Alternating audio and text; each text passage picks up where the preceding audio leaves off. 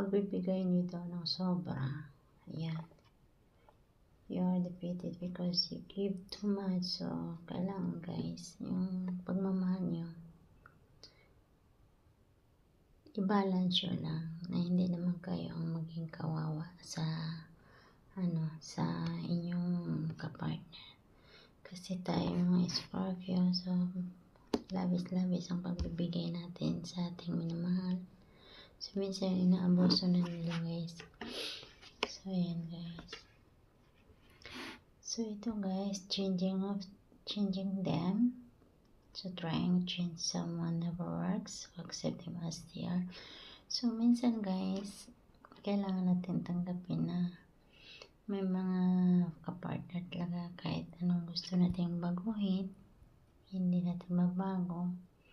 Pero nag-trying hard kayo na maging maayos ang inyong pagsasama ng inyong kapartner sa mga Scorpio.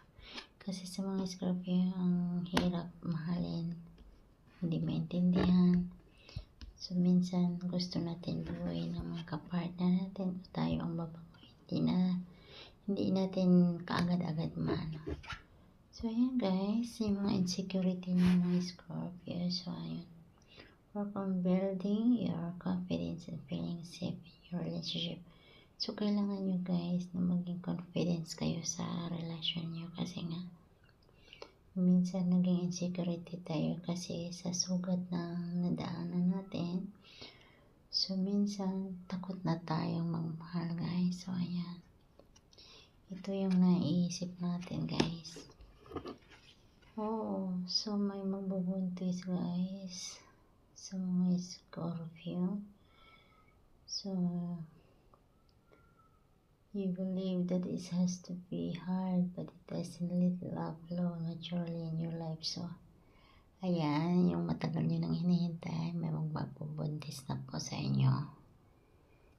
Hindi lahat naka-resonate dito guys, pero yung naka-resonate, comment kayo below kung naano nyo yung nyo guys. So, hintayin nyo ngayong February na tayo ngayon. So, may magbubuntis sa inyo guys. So, ayan guys, unbelievable. So, yung mga guys, yung mga pat nyo sa mga kapartner nyo minsan, gusto nyo sa inyong kapartner, umaalis kayo, yung gusto nyong iwan pero hindi nyo maiwan kasi may mga problema guys na gusto nyo na ng layuan, pero kailangan nyo guys harapin ito para magpatuloy kayo sa buhay. So and then takot kang mag-decision guys, pero kailangan mo mamili para mo yung way mo, yung path mo, na yung direksyon ng buhay mo, may pagpatuloy mo guys. So ayan, kailangan mo mag-decide sa sarili mo kung ano ba talaga ang gusto mo sa buhay. Yung mga Scorpio, oh my god, too much busy guys.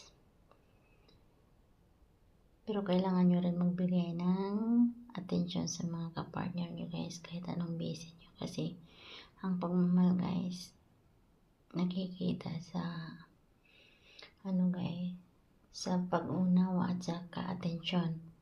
Hindi lang lagi kang busy, pera lang iniisip, trabaho, dahil sa mga future ng mga anak nyo o sa sarili nyo.